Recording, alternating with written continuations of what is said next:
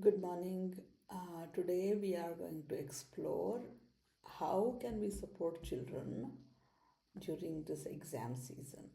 I mean, the word exam itself is very demotivating in some ways, where I'm assessed.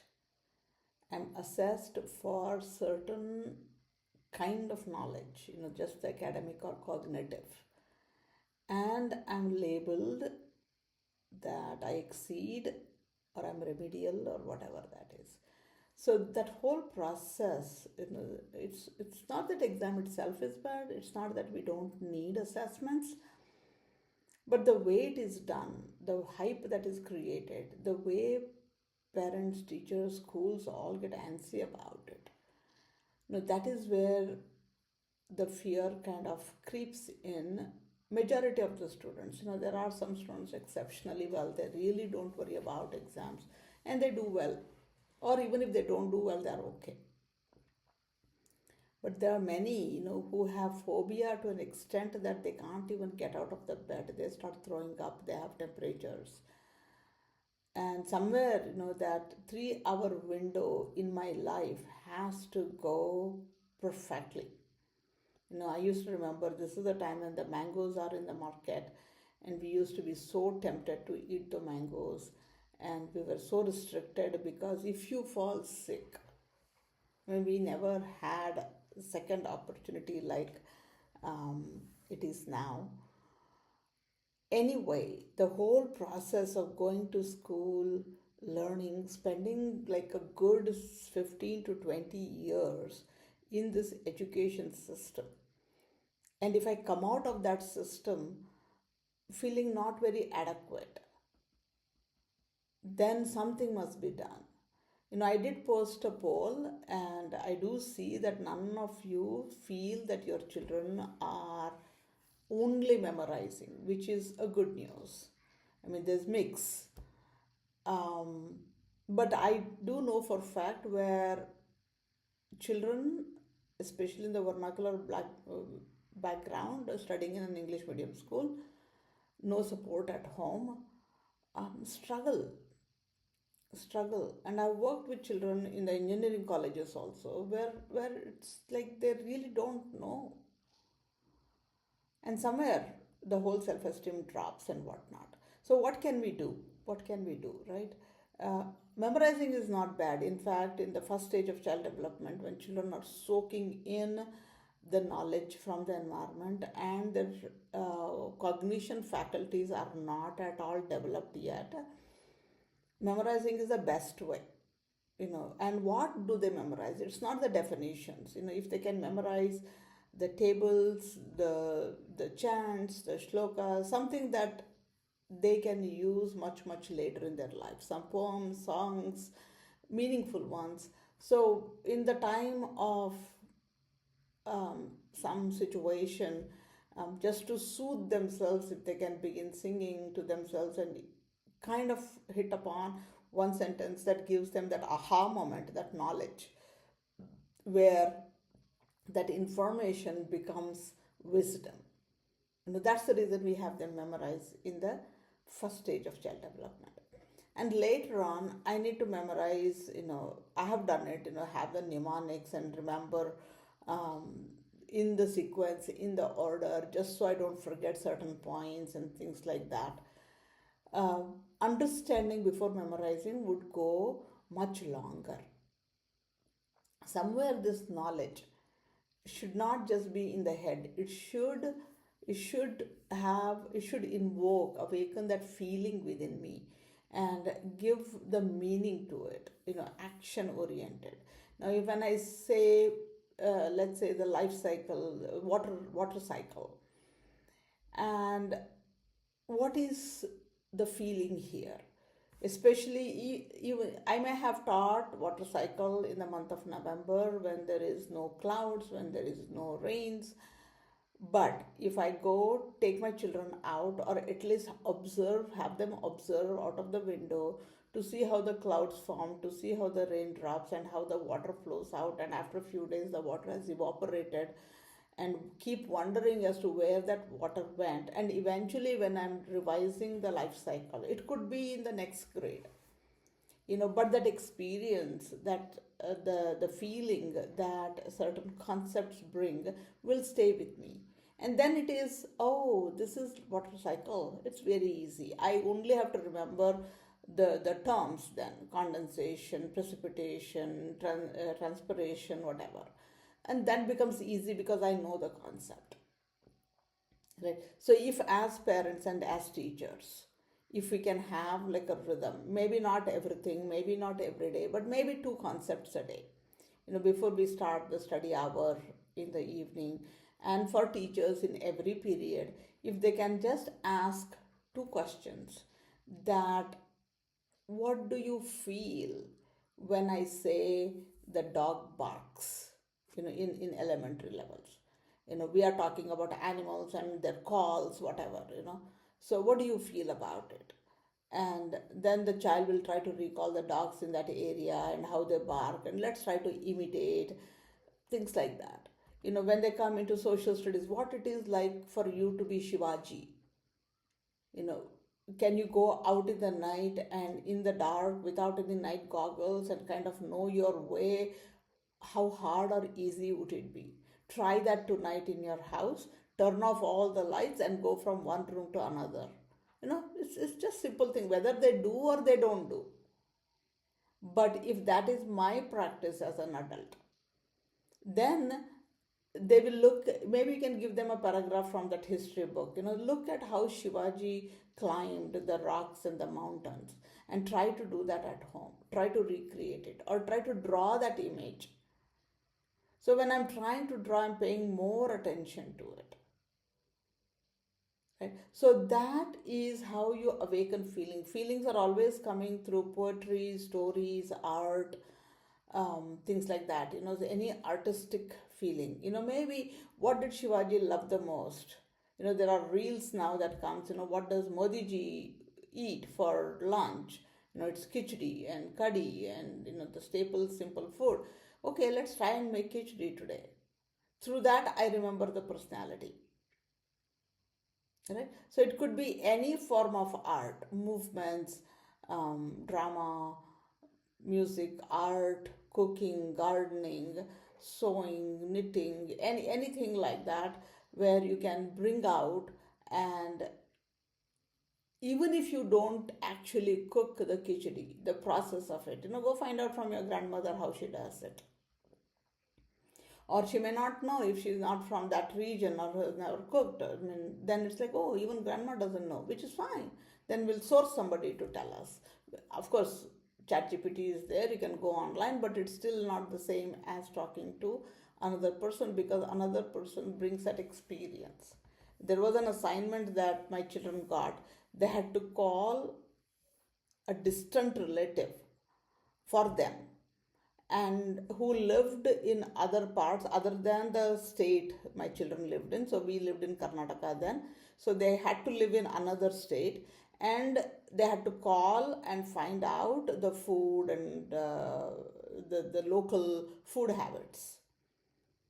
And they ended up calling my aunt. Maybe that's the only one time when they talked to my aunt. But when they see her now, they have that kind of experience that comes to the fore, and thereby they remember the food habits of the state she lived in then. So understanding before memorizing is something, will add value. Okay. And understanding also comes from I telling you, I read something and I need to be able to explain. So as parents, as teachers, if you can just tell the child, what did you read? That's it. And don't go back, don't question, don't look at it. No, you didn't say this age. Shivaji was not in 1900s. Mughals did not come to India in 800s. No, don't do that. If you find out that child has not said it right, tomorrow go back and ask again, in a different context. Now, who came after Shivaji? Who came before Shivaji?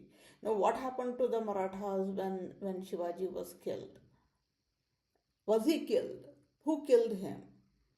Where was he killed? Then you get into the geography of the area and understand his family, clan, and things like that. So then it becomes a story. Children always remember any movie you take them to, they'll remember it well. It's not problem with their memory, but how much of myelination happened. If I just look at it once, I glance over it, and I am, without understanding, memorizing it, then I don't even know which answer goes with which question. I mean, there was this simple, um, not simple, but a case when one of the saints, he advised his disciple that if you chant Ram Nam for like 1 crore or 3 crore time or something, then Ram will appear before you. And the disciple went on chanting Ram, Ram, Ram, Ram, Ram, Ram, Ram, looking here, looking there, whatever. And then he did it. He came back to the Guru. No Ram came to me. How did you recite it? It's not just a lip service. When you say each word, each syllable, you are like visualizing the characters, the qualities, the personality, the time and age, whatever. You kind of begin appreciating that personality. So I don't know. I don't know if I even want to try, but that's the thing. You got to get involved. I remember, I took my 10th grade exams in 1983, long time ago. But I remember my biology diagram still date, because my biology teacher was an art teacher, and he would draw each day. It was like 5-minute rhythm. He would draw all the images on the board, each time from a different angle, different perspective. Once he would, for the cross section of the ear, he would start from outer ear, which is what we had traditionally seen, but he would come from the inner ear, then he would go to the outer ear, or the middle ear, then he would expand to inner and then outer. He gave so many different perspectives. And he also enlarged those three bones in the middle ear, the shapes of those and why they are named as such, and enlarged it, like zoomed it out, so it would become easy for us to draw when we had to draw in a very small scale. So somewhere that activity, helped us. And then he gave us mnemonas, MIS, malleus, incus, and stapes. Those are the bones in the inner ear. I'm not sure if I'm saying it right, but I remember MIS, right? So things like that, if I can explain it to somebody, even if it is wrong to begin with, it helped me a lot when I was preparing for my 10th exams. My friend came from Kannada medium, and we were in English medium, so she wanted to hear it in English. So I would just read and I would tell, read and tell. That is when we were walking alongside a railway track. We would go for a walk in the evening with a book in the hand, or she would read, I would listen, and I would tell. And we did all these combinations, and it stayed. And there was, maybe in my time, not many of us were very afraid of exams, because there was not so much of pressure about performing, but it stayed. So simple, any textbook will have images. So take that image and just ask the child to explain, what is this image for? Why is there a boy standing under a tree? Is that an apple tree? Is that an orange tree? Is the story talking about an apple tree? How old could be the boy? 8-year old, 10-year old? For higher levels, it's the diagrams. My mother loved to sit and talk, and I wanted to engage her during my study time. So in my BSc, I had taken electronics as one of the subjects. So I just give her some circuit diagrams, and I have her draw it. Look at the textbook and draw it as rangoli. Then I would look at it again, and because I had to engage her more, I said, you have done something wrong here. This resistance should be zigzag, and this battery should be one short, one long, and then give it back. So I came to know more. Now I realized that.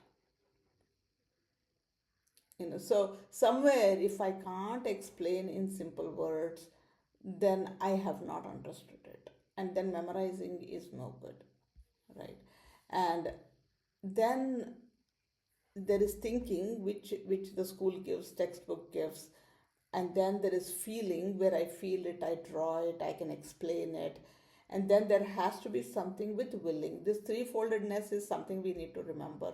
If something is given to the child at all three faculties, then remembering, recalling, understanding becomes easy. The concept stays with me. Now think about it. Whatever I learn, I have to be putting it in action. Now with this lesson where there is a boy with an apple tree, and is that proportionate enough? Can let's find some tree in my neighborhood and let me go stand under the tree. Does that work? Or just keep observing the trees, and if a 10-year-old boy will start underneath that tree, then I can kind of comment about it, that the artist did not draw it to the proportion or whatever, but I remember the story. Observing is also an action. Doing is another action. Let's plant a tree. If we did that at the beginning of the year, not for the sake of exams, but because there is a lesson and I want to kind of learn about its growth and whatnot, plant it. And say, oh my God, 1 year the tree is not even my height yet. Then there is a lesson, not with that particular lesson, which may have been in English, but then I'm learning about plant development. I'm learning about how to take care of a plant. So if I can keep the thinking, feeling, willing to have this concept very clearly etched in the child's mind, then I'm not doing rote learning, even if I'm memorizing. I'm memorizing, I may be forgetting the sequence, and exams expect me in a certain way, whatnot. But that helps me understand the concept because I've told it to somebody, I've done something with it, I've felt about it, then I applied it. You may have heard about Richard Feynman, a Nobel laureate in physics, and he says somewhere that he got the Nobel Prize not because he wanted to work on the problem, but then he just got so carried away one time when he was in a restaurant. A plate dropped, and the plate started spinning before it kind of settled down. And there was a small cup on top of the plate that was spinning, and now the two are spinning in a certain pattern, and he was just so engrossed in observing it. And he went back and he said he started writing equations for the spinning plate and the spinning cup on top of it, and then when spinning stopped for the plate, and when did spinning stop for the cup, and what was the relation between them. He worked on it several times. I'm sure he spun played several more times to observe if that equation would explain it. Then he started explaining it, and eventually he got a Nobel Prize for it. So we don't know where our learning will go when I am understanding the concept, when I am having certain feeling attached to it. Feeling could be the association with color, not just simple writing with color pencils, color pens in my notebook, or underlining with colored pencils. That will go a long way. If teachers can adopt this habit, where any drawing they do in the notebook, they should be doing with the colored pencils. As simple as, they don't have to put any additional effort. Let children carry the three primary colors with them all the time, just like they carry the regular pencil. And each time there's a diagram, flow chart, graphical organizer, a timeline, anything that they use to simplify the concept, let children use the colors. There is association with the color. And when I'm telling it to somebody, there is association, like how I told you the example. I was walking on besides that railway track with my friend. So I remember the evenings, I remember what we were reading. Not because I have great memory, I have a very, very unreliable memory. But certain things we did over and over.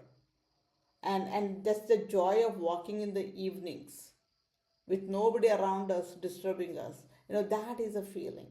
I used to look forward to it. I mean, I maybe felt a little proud that I could explain to her. She was a notch above me. So explaining to somebody who is better than you is probably a credit. I don't know if that was the case, but the fact that we're walking there, and I remember I was studying with a cousin of mine under a coconut tree. She was sitting on the branch of the tree trying to tell me the math formulas. This is all 10th grade exams. Until then, we never really bothered. But association with the tree and how we carried food into the mango grove, how we were there from morning till evening, how we ran out of the water, all those are feelings that are associated with the subject we were studying. If we can create that kind of environment, anything, I mean, you don't have to go under a mango tree these days, but simple thing, sitting on the table.